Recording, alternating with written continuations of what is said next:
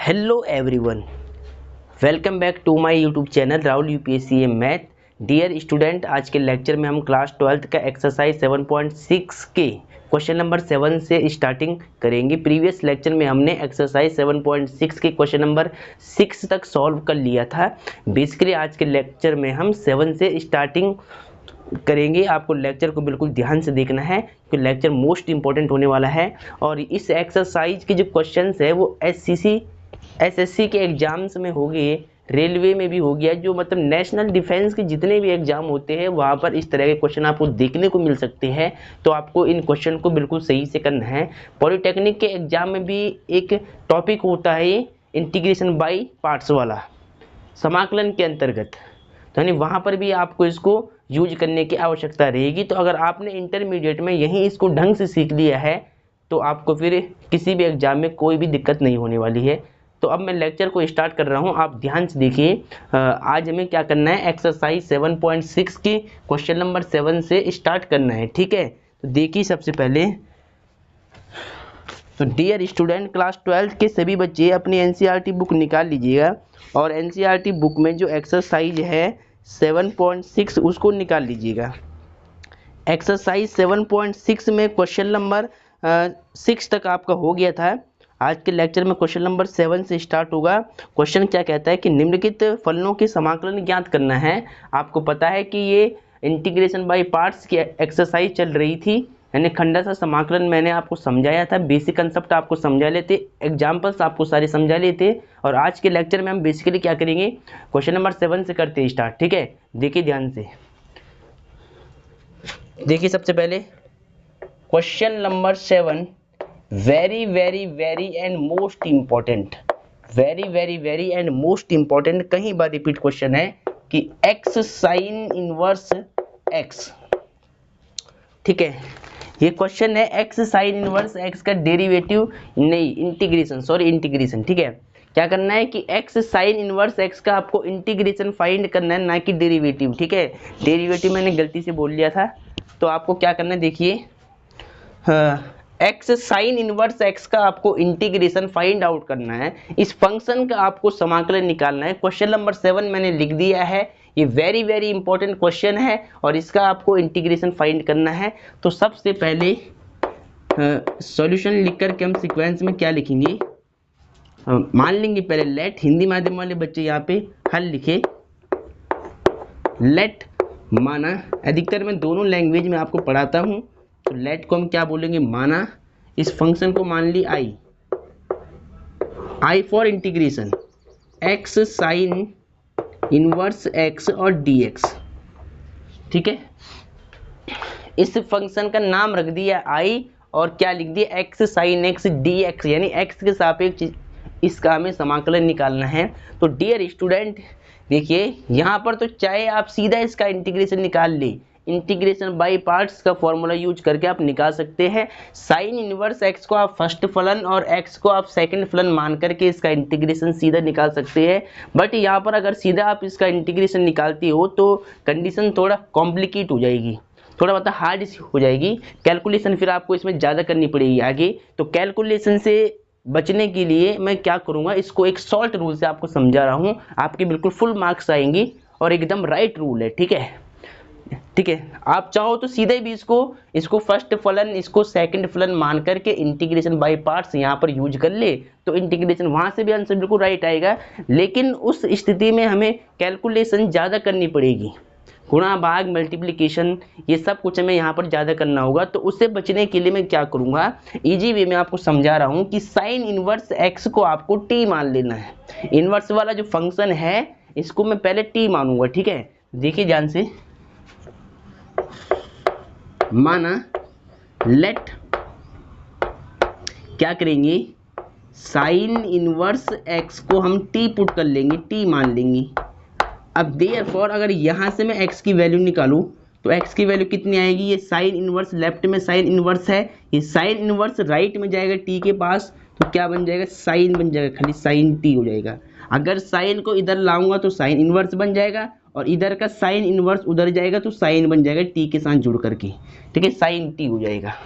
चलो अब यहाँ पर बोथ साइड में आपको क्या करना है, डिफरेंशिएट करना है, अवकलन निकालना है। किसके सापेक्ष, विद रेस्पेक्ट टू टी, क्योंकि ये फंक्शन टी का है ना, तो टी के सापेक्ष दोनों साइड आपको अवकलन करना है पहले।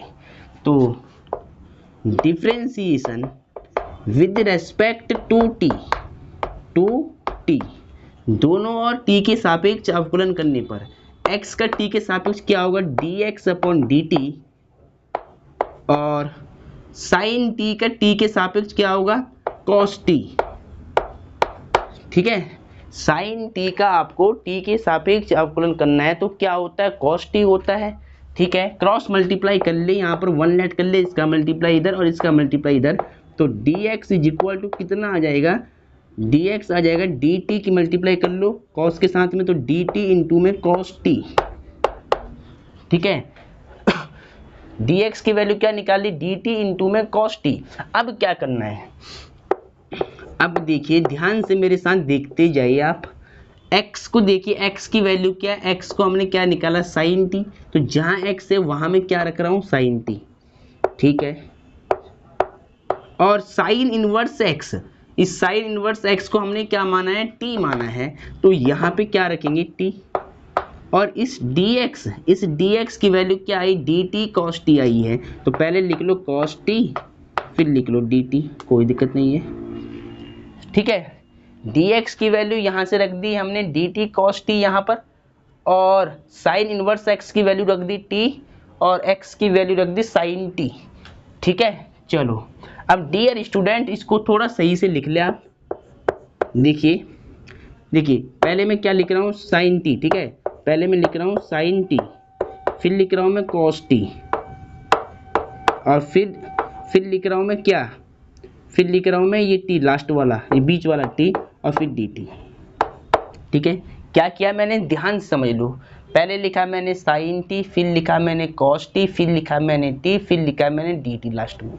ठीक है, चलो इसके बाद ध्यान दीजिएगा डियर स्टूडेंट, अगर यदि मैं इस फंक्शन में 1/2 से, ठीक है, यदि अगर इस फंक्शन में मैं 2 से मल्टीप्लाई कर दूं और 2 से डिवाइड कर दूं, तो इस फंक्शन पर कुछ इफेक्ट नहीं बनेगा, बट हमारा काम बन जाएगा।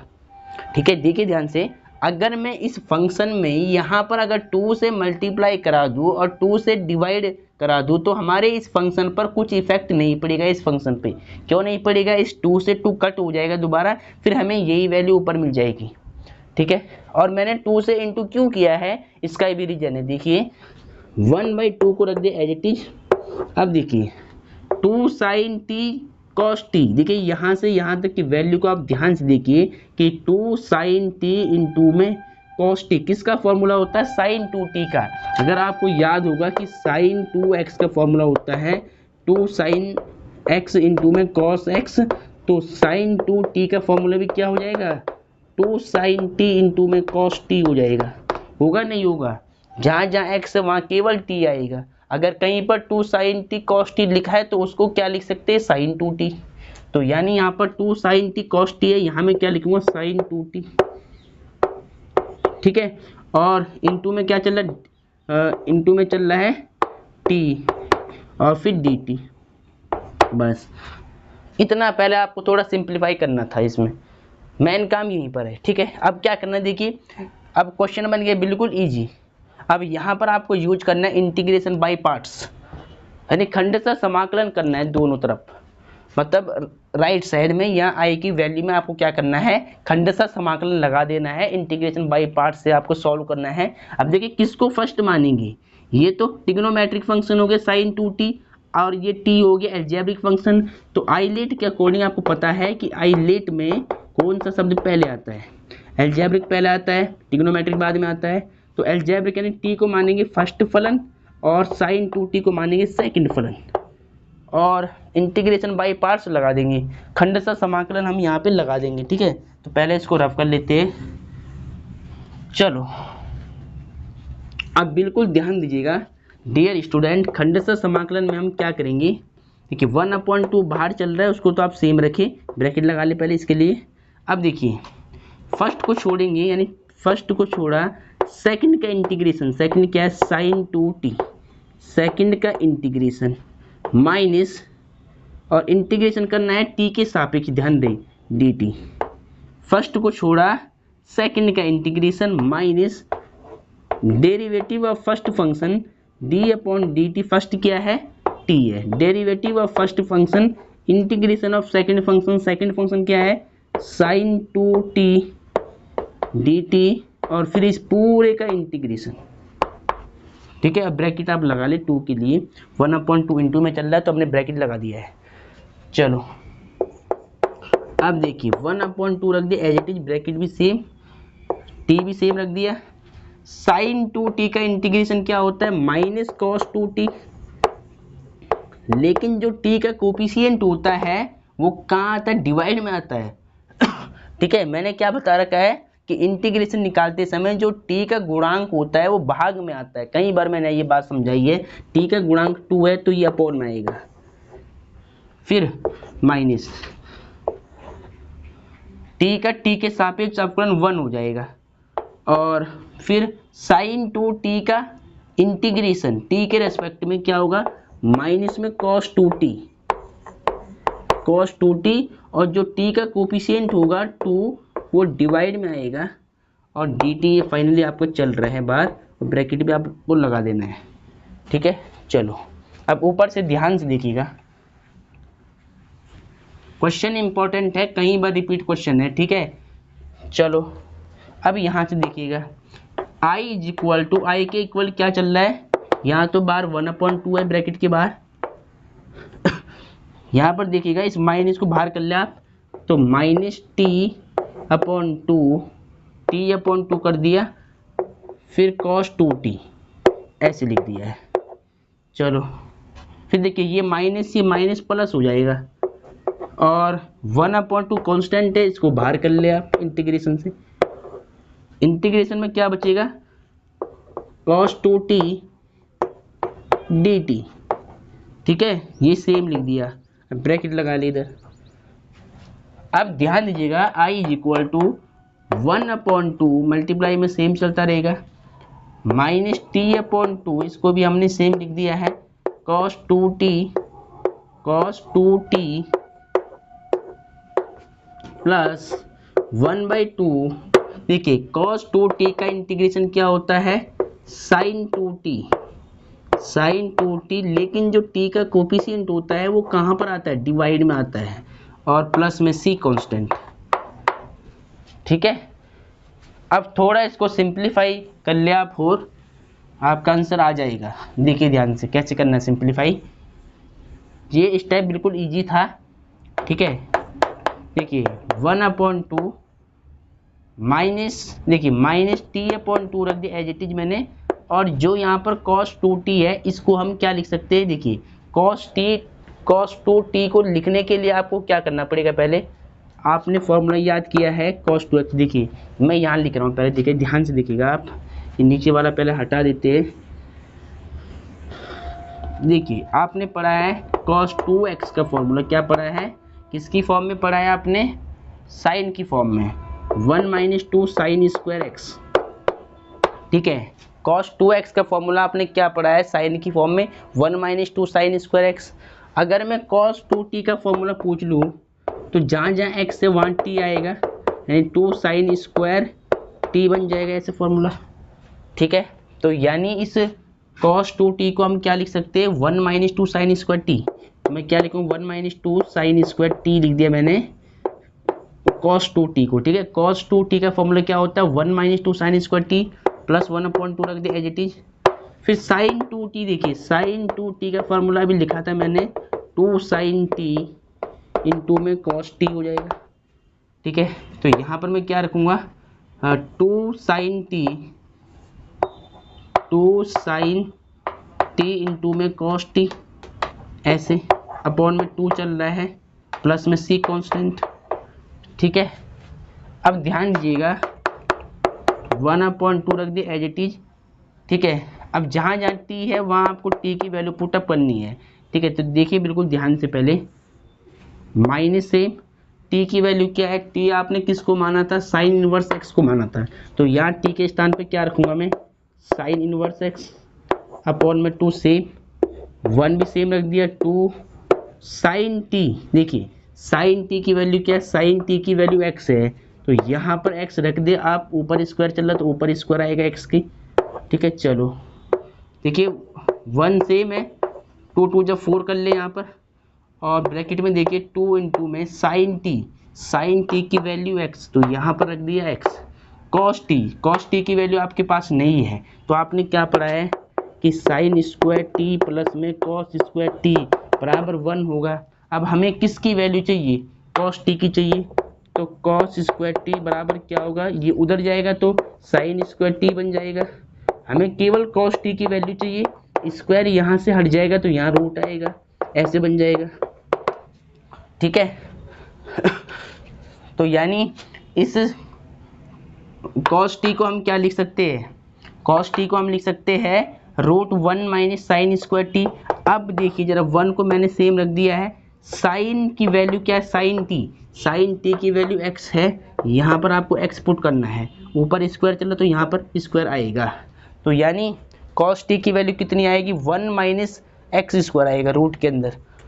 ठीक है ना भाई, कॉस स्क्वायर टी को हमने क्या लिखा, 1 माइनस साइन स्क्वायर टी। अब यहाँ से स्क्वायर हटेगा, यहाँ पे रूट आएगा। ठीक है, अब देखिए कॉस टी की वैल्यू क्या आएगी, √1 माइनस साइन स्क्वायर टी आ गया, 1 को सेम रख दिया, साइन टी की वैल्यू हमारे पास पहले से x है, यहाँ x रख देंगे, ऊपर स्क्वायर था यहाँ स्क्वायर सेम रहेगा, तो कॉस टी की वैल्यू √1 माइनस एक्स स्क्वायर यहाँ पर पुट कर लेंगे, तो यहाँ पर क्या आएगी वैल्यू, देखिए ध्यान से, यहाँ पर वैल्यू आएगी रूट में 1 माइनस में एक्स स्क्वायर। ठीक है, इसकी वैल्यू रख दी हमने, और अपॉन में देखिए ये 2 2 जब 4 कर लिया था, बाकी आपको लिखने की जरूरत नहीं है यहाँ पर, ऐसे इसको सेम रख ले आप, प्लस में सी कांस्टेंट। ठीक है, अब थोड़ा इसको सिंप्लीफाई कर ले,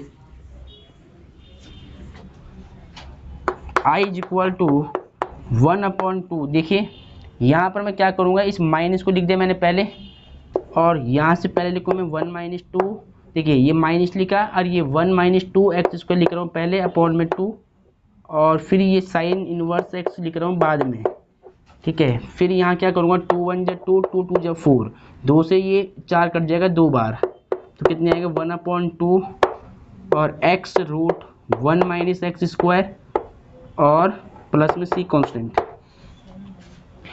इसके बाद देखिए मैं क्या करूँगा, माइनस लूँगा यहाँ से कॉमन, जैसे ही यहाँ से लूँगा माइनस कॉमन, तो ये माइनस का ये नंबर देखिए, जैसे ये माइनस बाहर आएगा तो ये माइनस का प्लस बन जाएगा सीधा, ये माइनस से माइनस प्लस बन जाएगा, तो 2x स्क्वायर को पहले लिख दो आप, 1 को बाद में लिख ले, अपॉन में 2, फिर साइन इनवर्स x इसको सेम रख दिया है, और प्लस में 1/2x 1 माइनस में एक्स स्क्वायर और प्लस में सी कांस्टेंट। ठीक है, अब देखिए यहाँ पर आप चाहो तो 1/2 की मल्टीप्लाई करा दो, अंदर ब्रैकेट में गुणा कर दो इसकी। ठीक है, तो देखिए मैं क्या करूँगा, 1/2 की मल्टीप्लाई करा दूंगा ब्रैकेट में, तो देखिए i को रख दिया सेम, 1/2 की मल्टीप्लाई करानी ब्रैकेट में, तो क्या आएगा 1/4, 2 2 जा 4, और ये 2x स्क्वायर माइनस 1 रख दिया एज इट इज, इंटू में साइन इनवर्स x, फिर प्लस देखिए 1/2 की मल्टीप्लाई यहाँ भी करनी है, तो 1 1 जा 1, 2 2 जा 4, 1/4, उसके बाद x√1 माइनस में एक्स स्क्वायर और प्लस सी कांस्टेंट। ठीक है, तो ये ब्रैकेट आप हटा दें यहाँ से पहले, प्लस सी कांस्टेंट। ठीक है, ये आपका आंसर है, और हो सकता है बुक ने कैसे लिखा होगा, 2x स्क्वायर को लिख दिया पहले, फिर साइन इनवर्स x लिख दिया, अपॉन में पूरे के 4 लिख दिया, प्लस में 1/4, देखिए x√1 minus x square upon में 4 और प्लस में सी कांस्टेंट। इसको ऐसे भी हम लिख सकते हैं, आप आंसर चेक कर ले। ठीक है, चाहो तो आप यहीं पर छोड़ दो, कोई दिक्कत नहीं है, यहाँ से माइनस कॉमन लिया है, माइनस का नंबर प्लस बन गया, प्लस का 1 बन गया, माइनस का 1, और फिर आपका ये आंसर आ चुका है। एक बार आंसर चेक कर लेते हैं, तो डियर स्टूडेंट, इस प्रकार से आपको इनको सॉल्व करना है। एक्सरसाइज 7.6 के क्वेश्चन नंबर 7 इंपॉर्टेंट है। 1/4 2x square minus 1 sine inverse x 1/4 1/4x √1 minus x square ठीक है, बिल्कुल राइट आंसर है। बस इसने इसको यहीं पर रहने दिया और इसको लिख देता अपॉन, बटे में लिखता ऐसे। ठीक है, इस 4 को लिख दिया इसने ऐसे, अब बाकी को इसने सेम रखा। एक ही बात है, आप चाहे यहाँ पर छोड़ ले, चाहे यहाँ छोड़ ले, चाहे यहाँ छोड़ ले, आपका स्टेप है, आपकी मर्जी है, आप कहीं पर भी छोड़ सकते हैं।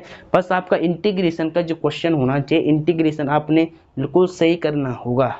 अगर इंटीग्रेशन ही सही नहीं किया है आपने तो फिर तो आपके मार्क्स कट जाएंगे। ठीक है, तो ध्यान क्या रखना है कि इंटीग्रेशन बिल्कुल सही करना है। इंटीग्रेशन को सही करने के बाद फिर चाहो तो आप यहाँ पर छोड़ लो, चाहे तो इस 1/2 की मल्टीप्लाई करा दो अंदर, कोई दिक्कत नहीं है। बस ये आपका स्टेप बिल्कुल राइट माना जाएगा। चलो, आई होप आपको ये क्वेश्चन समझ में आया होगा।